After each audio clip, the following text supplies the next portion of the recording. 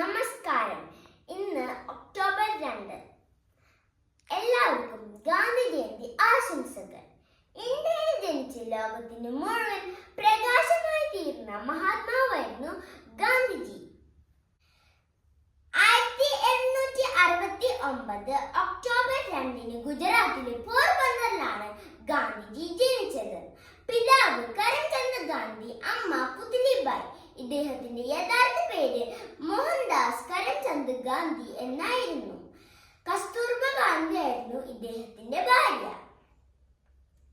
ദക്ഷിണാഫ്രിക്കയിൽ വക്കീൽ പഠനത്തിന് പോയ കാലത്താണ് ഗാന്ധിജി തന്റെ സമര പ്രവർത്തനങ്ങൾ തുടങ്ങുന്നത്.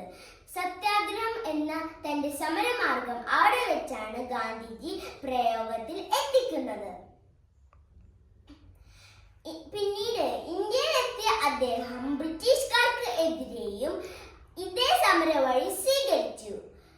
സൂര്യൻ അസ്തമിക്കാത്ത ബ്രിട്ടീഷ് സാമ്രാജ്യത്തെ അങ്ങനെ ഗാന്ധി അഹിംസ, സത്യസന്ധത, ലാളിത്യം, ദേശസ്നേഹം, നിസ്വാർത്ഥത എന്നിങ്ങനെ ഒരു നേതാവിന് ഉണ്ടായിരിക്കേണ്ട എല്ലാ ഗുണങ്ങളും ഒത്തിണങ്ങിയാണ് ഗാന്ധിജിയെ നമ്മുടെ രാഷ്ട്രപിതാവ് എന്ന് നമ്മുടെ രാജ്യം വിളിച്ചത്.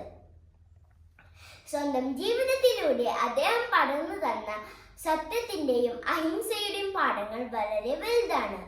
1948 ജനുവരി 30 നാഥുറാം വിനായക് ഗോഡ്സെ എന്ന മതഭ്രാന്തന്റെ വെടിയേറ്റ് മഹാത്മാഗാന്ധി കൊല്ലപ്പെട്ടു. നന്ദി. ജയ് ഹിന്ദ്.